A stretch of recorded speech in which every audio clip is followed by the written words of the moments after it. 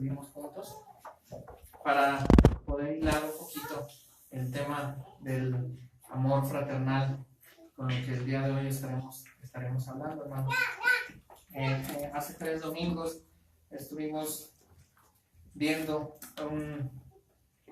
que ese amor fraternal no solamente es como algo que el Señor Jesús nos pide, sino que es un mandato que tenemos que cumplir. Veíamos el versículo de Juan, que también os améis unos a otros. Y ahí les dice: un nuevo mandamiento os doy. Y si recordamos, hace 3 domingos, hermanos, hablamos de que en realidad no era un nuevo mandamiento, no era un mandamiento nuevo en cuanto al tiempo, no era un mandamiento que Jesús estuviera en ese momento dándole a sus discípulos, pues lo veíamos desde la ley, ¿no? Desde el libro de Levítico, en el capítulo 19, versículo 18, en donde la ley decía: amarás a tu prójimo como a ti mismo. Entonces, no era un mandamiento nuevo en cuanto al tiempo, era más bien un mandamiento nuevo en cuanto a su formulación. Pues aquel mandamiento de la ley, hermanos, ya las personas lo habían corrompido, lo habían ya violado, hermanos, ya no se caminaba de la manera en que la ley del Señor, la ley moral de Dios lo pedía. Quizás no había ese entendimiento, no había esa profundidad de entendimiento hacia la ley moral. Entonces no es un mandamiento nuevo que el Señor Jesucristo les estaba dando, sino que era el mismo, solamente adquiría una nueva profundidad, era como una renovación. Y hablábamos por ahí de 2 palabras griegas que se traducen en el Nuevo Testamento como nuevo. Una era la palabra neos, que era nuevo en cuanto al tiempo, y la otra era la palabra kainos, que esa palabra quería decir que aunque algo ya hubiera existido, tomaba esta nueva connotación, ¿no? Entonces, de esa manera el Señor Jesús les estaba explicando ahora el mandamiento de amarse unos a otros. Ese nuevo mandamiento, hermanos, que el Señor Jesús estaba dando, establecía ese tipo de amor como una característica que iba a distinguir a los verdaderos discípulos. Pero, ¿recuerdan cómo era ese amor? Ese amor era un amor perfecto, era un amor de salvación, era un amor eterno. Y leíamos Juan 10 y Juan 15, en donde dice la palabra que nuestro Señor Jesucristo puso su vida por sus ovejas. Y en el otro versículo, en Juan 15, decía: Él puso su vida por sus amigos. Entonces, ese es el tipo de amor que Jesús está pidiendo para sus discípulos, para los creyentes, para los que hoy estamos aquí, hermanos, sentados en la iglesia. Entonces, ese amor, pues obviamente los creyentes no podemos a lo mejor pensar en que algún día lo vamos a alcanzar en esta tierra, ¿no? Nunca vamos a poderlo alcanzar. Es un nivel muy alto de amor que el Señor Jesús nos ha dado, pero no por eso debemos de tirarnos en la cama y decir: bueno, pues si nunca voy a alcanzar ese tipo de amor, pues no necesito amar a mi prójimo, ¿no?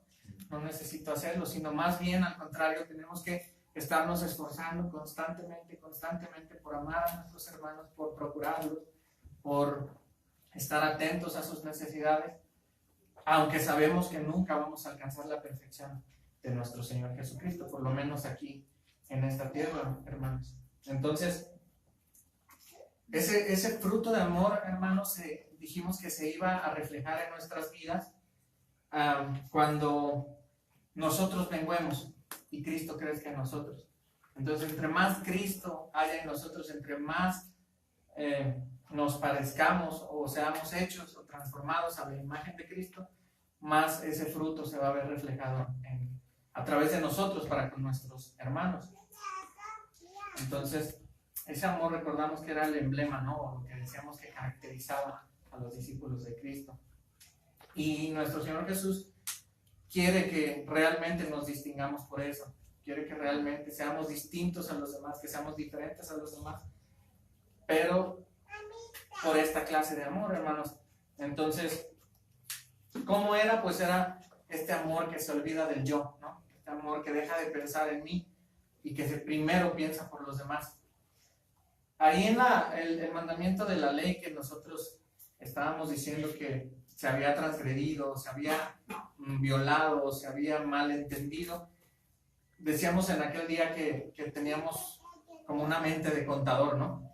Ya te hice mucho bien a ti, ya le hice bien al hermano, y vamos como contabilizando, ¿no? Ya recibió una bendición a través de mí el hermano, ya le he servido demasiado. Entonces, por un lado, la mente de contador, o la mente de que estamos contando el amor que le he dado a mi prójimo, y por otro lado decía, no se ame a su prójimo como a sí mismo, ¿no? Entonces decías, bueno, como a mí mismo, entonces no le puedo amar más porque entonces ya estoy rebasando esa clase de amor, ¿no?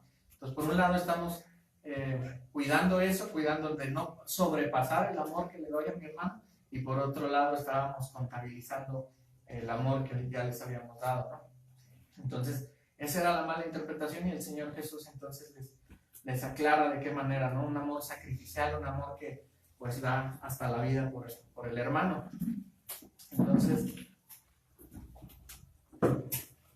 ¿se acuerdan comentamos de un historiador de principios del siglo III que se llamaba Tertuliano?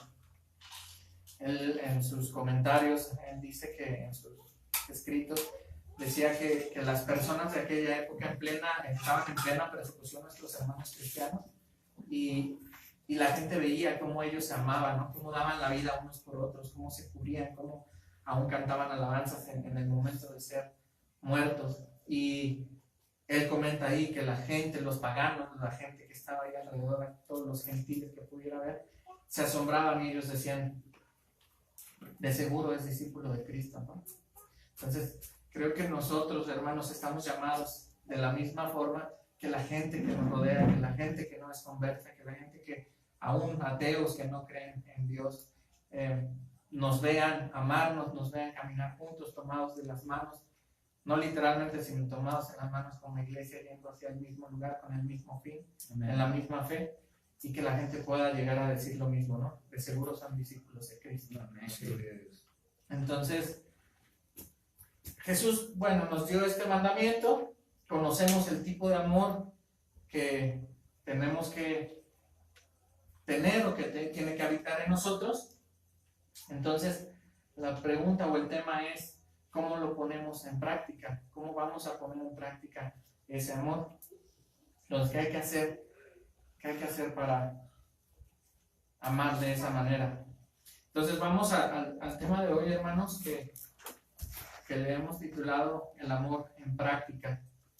Y va a ser, yo creo que una predicación de algunas semanas divididas en estas tres, así. Pero vamos a completar el capítulo 12 de la carta a los romanos, hermanos. Entonces, si me acompañan en sus Biblias para dar lectura al capítulo 12.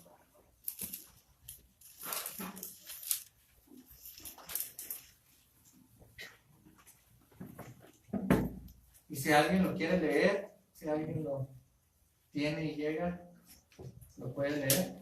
¿Nos ayuda con eso? Todo el capítulo 12, versículo 1 hasta el 21 vamos a leer. Aunque solo vamos a ver, me parece que por el tiempo, un solo versículo, pero vamos a darle lectura a toda la carta. A todo el capítulo de esta carta. Romanos 12, versículo 1 al 21. ¿Alguien dijo yo? Amén.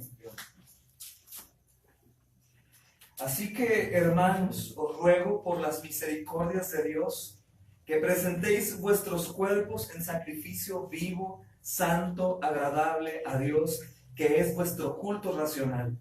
No os conforméis a este siglo, sino transformaos por medio de la renovación de vuestro entendimiento, para que comprobéis cuál sea la buena voluntad de Dios, agradable y perfecta.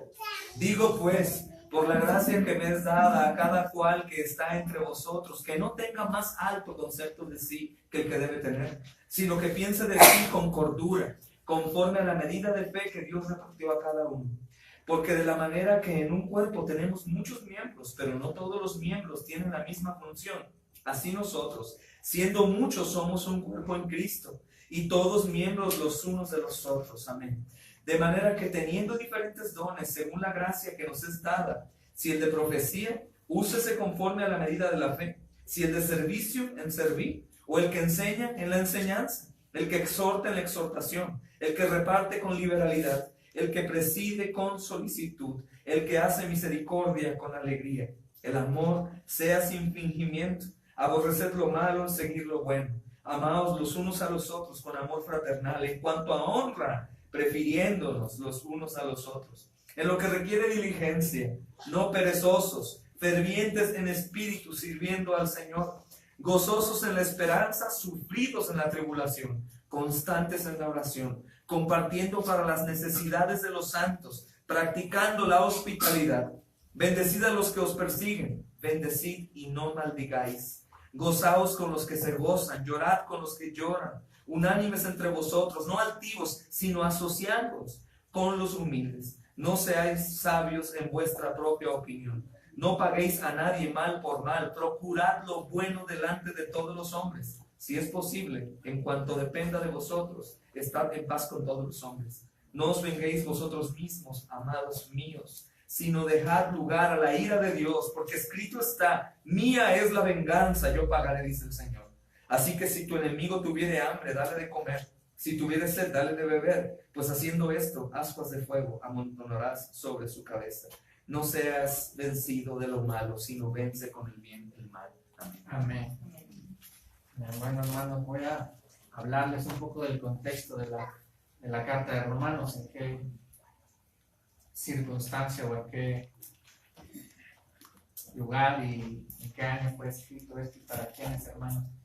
Esta carta de los Romanos, bueno, bien sabemos la mayoría que es escrita por el apóstol Pablo entre el año 56 y 58, no se sabe la fecha exacta, algunos historiadores dicen 56, otros 57, otros 58, pero es escrita en esa época, a finales más o menos del tercer viaje misionero del apóstol Pablo, y es escrita para los miembros de la iglesia que estaba en Roma, hermanos. Esta carta la escribe el apóstol Pablo desde la ciudad de Corinto, por algunas referencias pues que son notables en cuanto a las personas que participan o que son mencionadas en esta carta. Entonces el tema principal, hermanos, de la carta de los romanos es la justicia que viene de Dios. Habla acerca de la gloriosa verdad, hermanos, que Dios justifica por gracia a pecadores culpables, a pecadores condenados únicamente a través de la fe en Cristo Jesús. Entonces, si nosotros pudiéramos dividir, hermanos, esta carta en dos, así a grandes rasgos, si la pudiéramos dividir en dos, encontramos que a lo largo de los primeros 11 capítulos, Pablo les ha venido hablando a estos creyentes de Roma las verdades teológicas más profundas en cuanto a la doctrina. Les habla acerca de la condenación y del pecado, les habla acerca de la justificación a través de la fe, les habla de la seguridad de la salvación, les habla de la santificación, habla de la administración de la gracia y también de la soberanía de Dios. Entonces, a partir de este capítulo 12 que vamos a estar estudiando en estas semanas, el apóstol Pablo, hacia el final de la carta, que es el capítulo 12 al capítulo 16, Pablo les exhorta a llevar toda esta doctrina que ya les dio de los 11 primeros capítulos, a llevarla a la práctica, hermanos. Entonces, de esa misma manera, nosotros creo que vamos a poder ver cómo la doctrina que aparece en los primeros 11 capítulos, nosotros nos vamos a llevar también a la práctica. Es importante que lean toda esta carta, hermanos, para que podamos entender mejor. Entonces, esa práctica que el apóstol Pablo les está exhortando a llevar, no solamente es en lo individual, sino también en la congregación con nuestros hermanos en Cristo. Entonces, esta carta, hermanos, también, a diferencia de otras cartas paulinas, de otras cartas del apóstol Pablo, como lo es la carta de Gálatas, las dos cartas a la iglesia de Corinto, no es una carta de exhortación a dejar una vida impía, ¿no? O tampoco es una carta que esté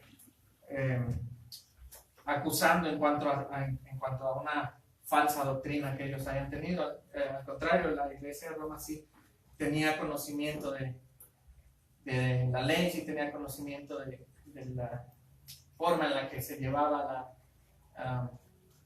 la iglesia, pero como todas las congregaciones o como toda iglesia, hermanos, necesitamos tener una doctrina más rica, tenemos que tener como un discipulado, ¿no? Tenemos que ser llevados por el camino correcto.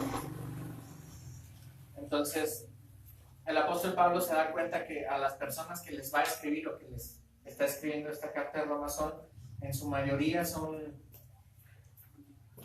paganos, gente pagana que vivía en Roma, gente que adoraba a otros dioses, que se han convertido al cristianismo, y por otro lado son judíos que también todavía tienen en su mente muchos, ¿cómo se dice? Muchos prejuicios acerca de la ley y acerca de esta nueva doctrina que ellos están recibiendo, pero que también son convertidos, ¿no? Que también han creído que Jesús es el Mesías. Entonces, hay una serie de problemas entre ellos, ¿no? Los gentiles acusan o reclaman cosas a los judíos, y los judíos dicen, bueno, yo no te hago caso hasta que te circuncides, y había ese tipo de pelea entre estos dos tipos de cristianos, digamos, por decirlo de alguna manera. Y entonces escribe esta carta a Pablo, ¿no? Para guiarlos en una mejor doctrina y para que mediante la práctica esos problemas se pudieran resolver. Entonces, la vida del cristiano, hermanos, siempre tiene que ir la doctrina y la práctica de la mano, ¿no? En nuestra vida cristiana siempre tenemos que tener la doctrina y la práctica. Sí. Entonces, nosotros debemos de llevar todo eso que aprendemos, toda esa doctrina que nos es enseñada, llevarla a nuestro diario vivir, y a través de nuestro diario vivir mostrar cuánto creemos y cuánto confiamos en la palabra de Dios también. Entonces, eso que creemos ayuda a que determinamos cómo vamos a comportarnos en nuestro diario vivir. Y hablando de esto, hermanos, yo veía un video el día de ayer que por ahí estaba pasando en el YouTube, y vi un video donde había un muchacho que decía ahí, mi amiga atea reacciona a las canciones cristianas o a la música cristiana o algo por el estilo.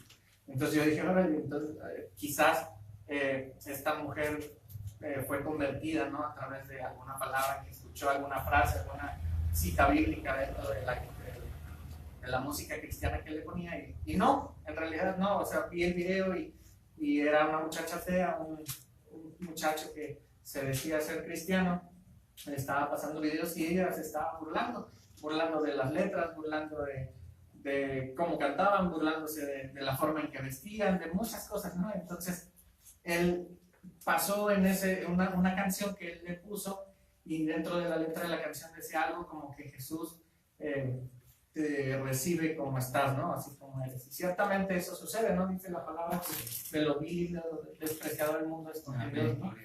Y ciertamente esa parte sí, pero él le decía a la muchacha, es que así es Jesús, ¿no? Él te recibe y él no te quiere cambiar.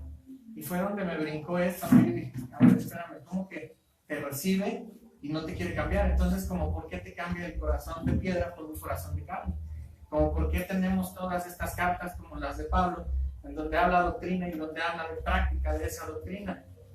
Y me doy cuenta, hermanos, que eso que decimos que la doctrina y la práctica van de la mano, porque evidentemente su práctica era errada, obviamente porque no había doctrina. Entonces no hay doctrina, no hay práctica, y entonces no hay conversión, ¿no? El muchacho tenía que haberle predicado el evangelio, él tenía que haberle hablado de Cristo, él tenía que haber hecho otra cosa que no fuera ponerle música para que ella se estuviera burlando, ¿no? Y mofando. Quizás él piensa en su falsa doctrina o en su mala doctrina que a través de ponerle música ella pues va a creer en el Señor, ¿no?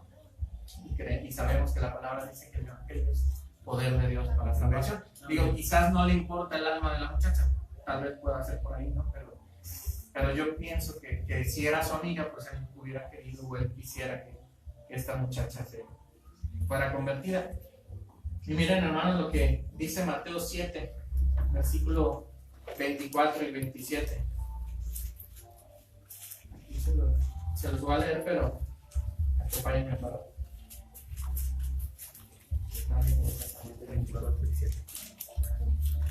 Mateo 7, versículo 24 al 27. ¿Alguien lo quiere leer?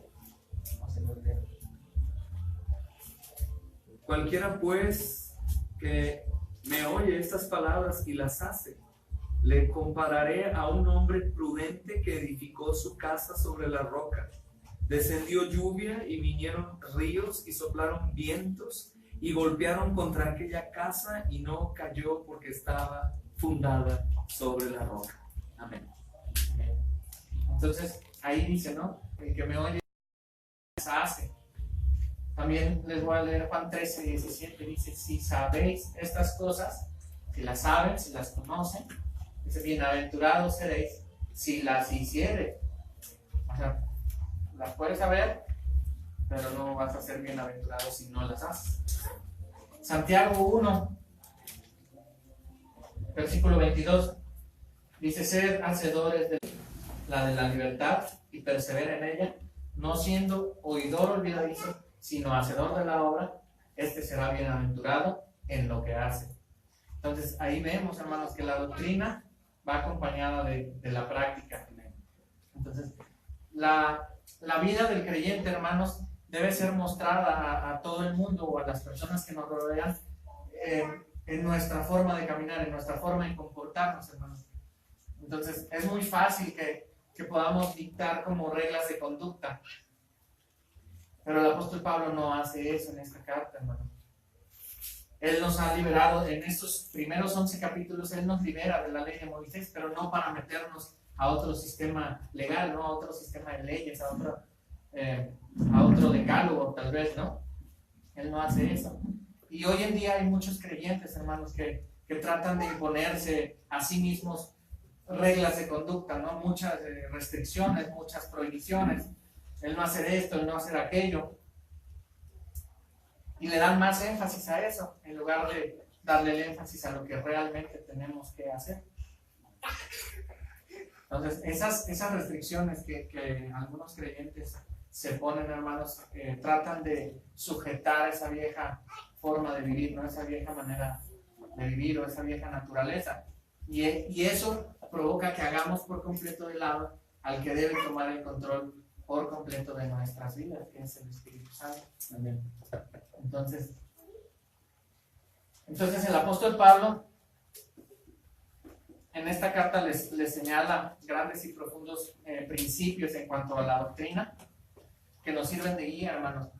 Y es el Espíritu Santo entonces el que los toma y por medio de su poder ilumina la palabra de Dios, y entonces de ahí nos proporciona a nosotros algo así como si fuera un guía de turistas en nuestro viaje o nuestro peregrinar por aquí en la tierra, y Él nos va diciendo por dónde, hermanos. Entonces es a través del Espíritu Santo, es el que ilumina esta palabra, hermano, que nosotros estudiamos y que leemos.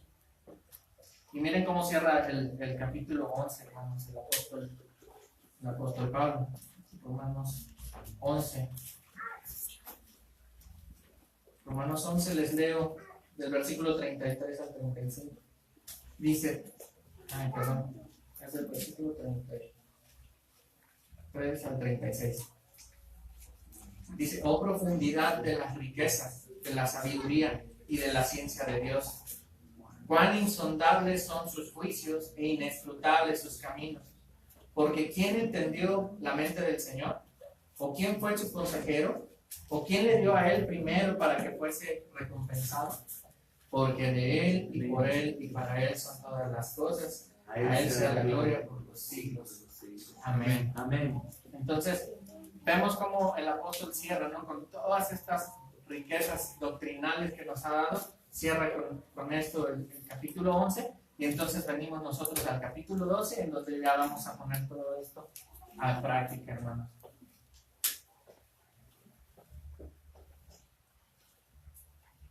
Entonces es ahí, hermanos, en la práctica en donde nosotros mostramos realmente quiénes somos, ¿no? Amén. Y también si nosotros pudiéramos dividir el capítulo 12 En 3 encontraríamos que del versículo 1 y 2 el apóstol Pablo está hablando sobre una relación de nosotros para con Dios.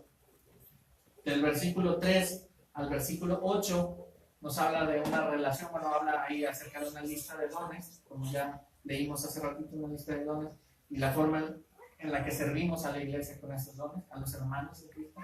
Y del del versículo 9 en adelante hasta el 21, nos habla de nuestra relación como cristianos con todo el mundo, ¿no? Con las personas que nos rodean o en el entorno en donde nosotros nos desenvolvemos.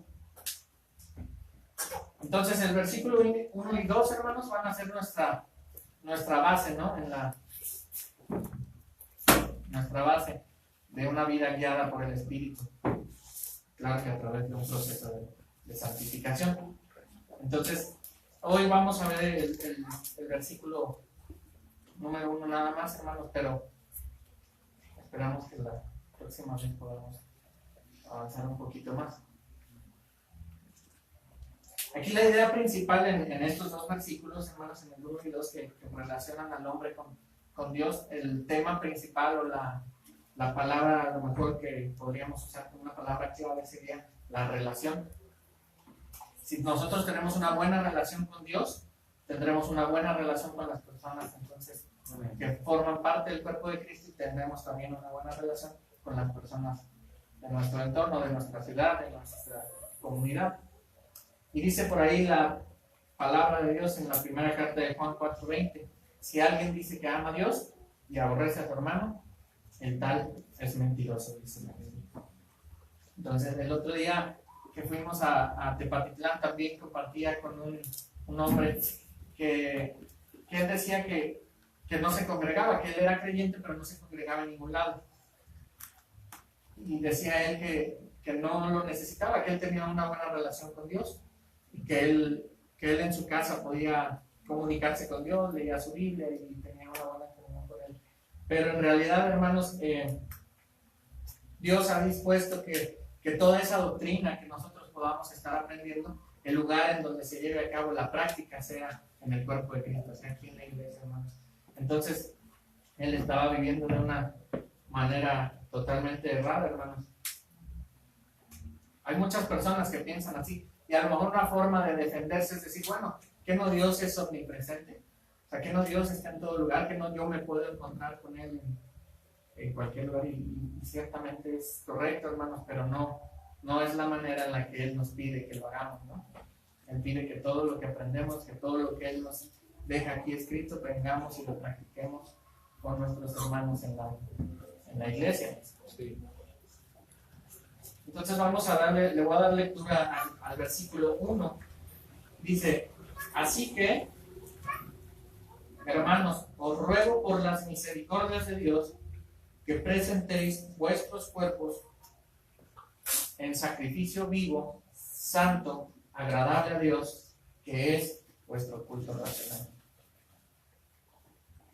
Entonces, hermanos,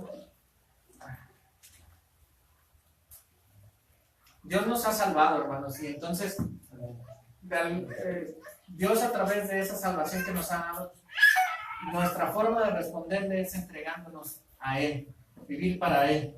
Ya no nos pertenecemos, ¿no? Ya ahora Él nos ha comprado a precio de sangre, cada uno de nosotros, y ahora le pertenecemos. Y entonces Él nos va llevando a vivir una vida consagrada a Dios. Entonces esto es a través de una transformación en nuestra mente, ¿no? Y de eso se trata esta carta, hermanos, de Romanos. Y mira cómo el apóstol Pablo nos enseña acerca de este llamado a vivir una vida consagrada a Dios. Aquí las primeras palabras, hermanos, que aparecen en este versículo, las palabras así que, esas palabras son muy importantes. Esas palabras también se pueden traducir como por tanto, y esas frasecitas o esas palabras a veces que inician un versículo son muy importantes, hermanos, y nosotros en nuestro estudio en casa tenemos que hallar o poner mucha atención en esas, porque estas, por ejemplo, así que o por tanto, están uniendo toda la enseñanza anterior o nos están hablando de todo lo anterior que se une a lo que viene después, ¿no? O sea, está diciendo así que, o por tanto, refiriéndose a lo que se habló antes para unirlo con lo que vendrá después. Entonces, son palabras claves, hermanos, que podemos nosotros encontrar. Entonces dice, así que, hermanos, os ruego por las misericordias de Dios. ¿Cuáles son esas misericordias, hermano? Esas misericordias son todas esas enseñanzas que encontramos desde el capítulo 1 hasta el capítulo 11. Todas esas misericordias. Así que, les ruego, hermano, por las misericordias de Dios. Se está refiriendo a esas misericordias. Quiere que nosotros, hermanos, el apóstol Pablo, al poner esto aquí, quiere que nosotros nos demos cuenta de todo lo que Dios ha hecho para salvarnos, de todo lo que Él ha hecho por nosotros para darnos una vida eterna, y entonces sobre nosotros lleguemos a sentir un gran peso en nuestras vidas. Porque no sé si se acuerdan, hermanos, como orábamos hace ratito, ¿no? A veces no nos acordamos que estábamos nosotros muertos en nuestros delitos y pecados, que éramos esclavos incluso del pecado, que éramos incapaces de salir de esa condición miserable en la que nos encontrábamos, y estábamos, como dice Romanos también, destituidos por completo de la gloria de Dios. No éramos, ninguno de nosotros éramos justos, ninguno de nosotros le buscábamos, ni ninguno de nosotros era capaz de hacerlo, ¿no? Y el Señor nos justifica, hermano, por medio de la fe en nuestro Señor Jesucristo. Él derrama su Espíritu Santo sobre nosotros. Nos hace templos de Él incluso, ¿no? Nos crucifica y también nos resucita juntamente con su Hijo. Cada uno nada viene. Entonces el pecado ya no reina en nosotros, nos da ese consolador, quien es ahora, como decíamos, la guía de nuestra vida. Nos hace herederos con Cristo y estamos esperando, ¿no? el glorioso regreso de nuestro Señor, para que estemos con todos los santos gozando de su presencia. Y bueno, todo esto, hermanos, es parte del plan de Dios. Todo es parte del plan de Dios. Él nos escogió desde antes de la fundación del mundo, dice la palabra, ¿no? Y nos predestinó para ser hechos conforme a la imagen de Cristo. Entonces, todo esto, hermanos, y muchas cosas más ha hecho Dios por nosotros. Entonces, Pablo dice, os ruego por las misericordias de Dios, por todo eso les ruego, usando tal vez un lenguaje no como de ley, no como de mandato, sino como de la gracia, ¿no? Usando un lenguaje diciendo, os ruego, hermanos. Entonces, él actúa como un consejero. Estas palabras, esta palabra, os ruego, de alguna manera en el griego tiene algo que ver con la palabra consolador, que Jesús usa refiriéndose al Espíritu Santo. Entonces, hay una serie, digamos, de palabras que son como, no sé si decir comodines, como palabras que se pueden no intercambiar, pero que tienen que ver pues con una con la otra, que se pueden, no sé cómo decirlo, bueno, que se pueden relacionar, y todas estas tienen que ver con aconsejar, con animar, con exhortar. Entonces, de alguna manera, el apóstol Pablo aquí está actuando como un consejero, o sea, en la gracia, ¿no? Os ruego. No está dando como un mandato, está pidiendo o exhortando a la iglesia a que por las misericordias de Dios presentemos nuestros cuerpos como un sacrificio vivo. Entonces, la base de nuestra obediencia, hermanos, descansa en la gracia. Ahí está nuestra base de la obediencia. Si se dan cuenta, el mundo, si se dan cuenta, la mayoría de las religiones hacen el bien o hacen cosas buenas para ganarse las misericordias de Dios. Y nosotros los cristianos al revés, hermanos, nosotros hacemos las cosas buenas porque ya Él fue misericordioso con nosotros, porque Él ya nos dio esas misericordias a nosotros. Entonces Dios nos salva para obedecer, hermanos. Y vemos que me acompañan a la primera de Pedro, versículo 1 y 2.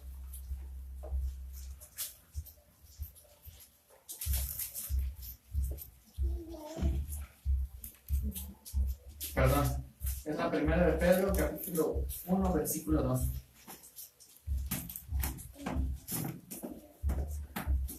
Dios nos salva para obedecer, dice su palabra, elegidos según la presencia de Dios Padre, en santificación del Espíritu, para obedecer y ser rociados con la sangre de Jesucristo. Gracias y paz sean multiplicadas. Entonces somos llamados para obedecer y para ser rociados con la sangre de Cristo. Y bueno, obviamente el plural de os ruego por las misericordias, o sea, es decir, las misericordias, está aludiendo la abundancia de las misericordias de Dios, ¿no?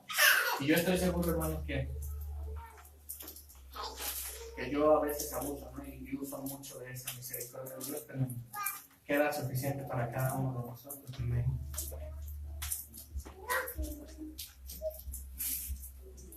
Y enseguida dice el versículo que presentemos nuestros cuerpos en sacrificio vivo, santo y agradable a Dios. Dice que es nuestro culto racional. Entonces Pablo en este momento tiene en mente los sacrificios del Antiguo Testamento, ¿no? Tiene en mente aquellos sacrificios de animales muertos que eran ofrecidos a Dios.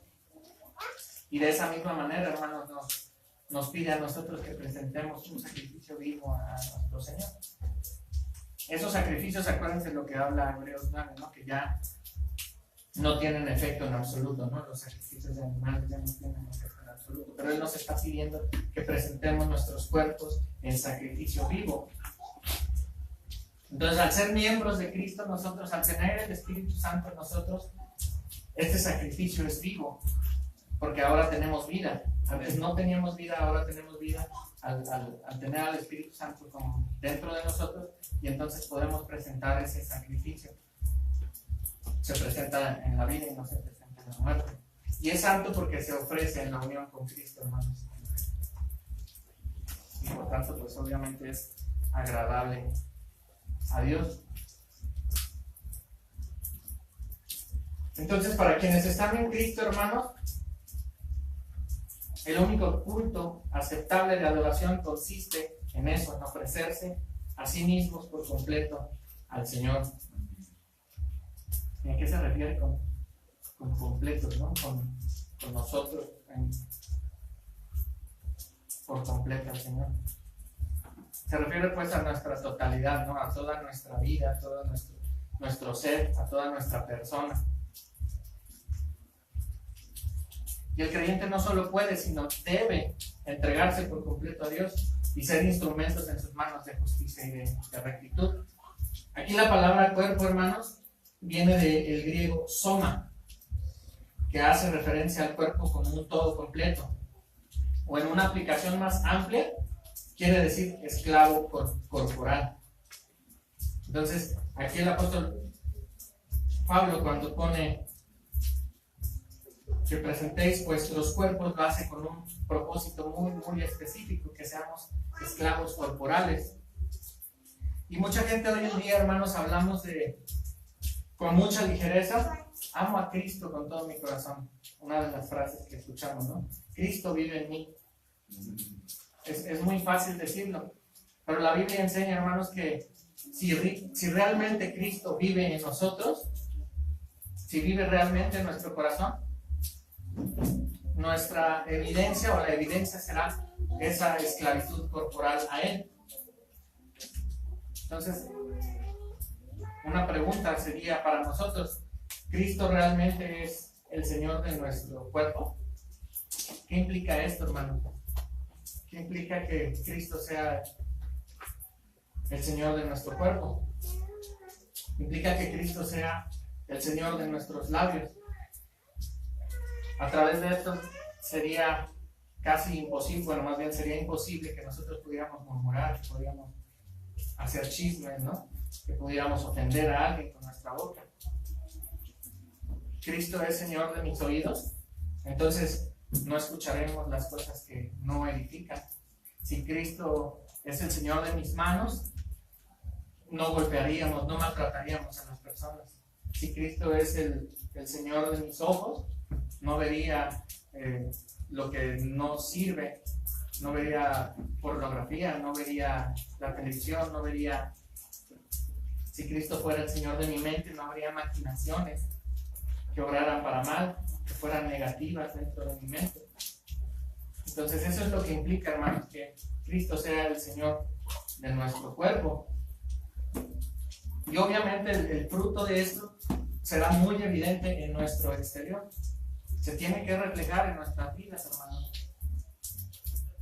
Así que Dios no quiere nuestro corazón, Dios quiere nuestra mente, Dios quiere nuestras manos, Dios quiere nuestros ojos, Dios quiere todo, pero sometido a su señorío, hermanos, a su voluntad. Y en eso encontramos nosotros gozo, alegría también, hermanos, y vida.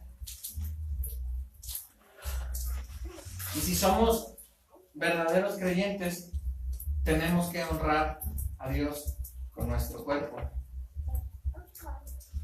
Podemos ver 1 Corintios 6:20. Dice, 1 Corintios 6:20 dice, porque habéis sido comprados por precio. Glorificad pues a Dios en vuestro cuerpo y en vuestro espíritu, los cuales son de Dios. 2 Corintios 4:10.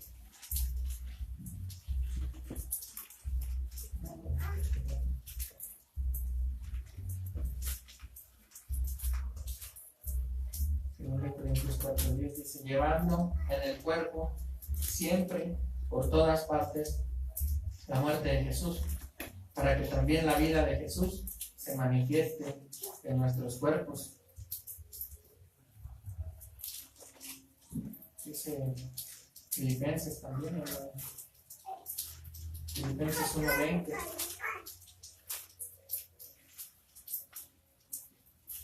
Conforme a mi anhelo y esperanza de que nada seré avergonzado, antes bien, con toda confianza, como siempre, ahora también será magnificado Cristo en mi cuerpo, o por vida o por muerte. Entonces realmente si confiamos en Cristo, hermanos, debemos entregarnos en totalidad a Él. Y hoy en día vemos muchas contradicciones dentro de la misma iglesia, hermanos. Muchas veces decimos, Cristo es mi Señor, pero no me someto a su voluntad, ¿no? O decimos, Cristo es mi todo, pero no tenemos tiempo para ir y servirle. O decimos, Cristo es mi vida, pero no es lo primero en ella. Tenemos otros ídolos antes que Él. Entonces, hermanos, si Cristo es tu Señor, Él debe señorear toda tu vida, hermano. Y conforme a este versículo, hermanos,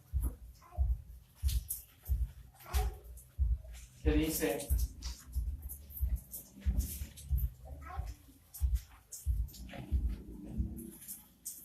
conforme a este versículo que dice, así que hermanos, os ruego por las misericordias de Dios, por todo eso que Dios ya hizo con nosotros, que presenten vuestros cuerpos en sacrificio vivo, santo, agradable a Dios, que es, dice ahí, vuestro culto racional. Entonces, si decimos que Cristo es nuestro Señor, pero no nos sometemos a su voluntad, si no lo tenemos señoreando todo nuestro cuerpo, toda nuestra vida, entonces no estamos actuando como seres racionales. En eso no hay lógica, hermanos. Y bueno, pues este es el verdadero culto racional, hermano, que es agradable a Dios. Y pues por hoy hasta ahí vamos a llegar, hermanos, en este capítulo. Estamos hablando del amor fraternal, que vamos a hablar después del versículo 3, porque en estos primeros dos versículos está hablando de una relación con Dios, pero por ahí tenemos que empezar todos nosotros, hermanos. Primero sometamos nuestros cuerpos al señorío de Cristo, para que entonces más adelante podamos hacerlo con nuestros hermanos en la iglesia, tener ese amor que Él nos está pidiendo. Pero primeramente es eso, hermanos, primeramente es santificarnos a través de la palabra del Señor por medio de su Espíritu Santo, pero decidiendo entregarnos por completo, como decía el pastor, ¿no? Decidir no como el decisionalismo, el de decido seguir a Cristo cuando estoy muerto y decido seguir a Cristo, bueno, sigo estando muerto porque no puedo decidir por eso, ¿no? Pero una vez que nosotros tenemos vida, que nos ha dado vida el Señor, nosotros sí podemos decidir seguir a Cristo y nosotros sí podemos decidir hacer las cosas que nos está pidiendo, poner en práctica toda la doctrina que hemos aprendido y entonces poder mostrar o que ese amor en nosotros se empiece a mostrar a través de nuestras vidas. Amén. Amén. Amén. Vamos a orar, hermanos.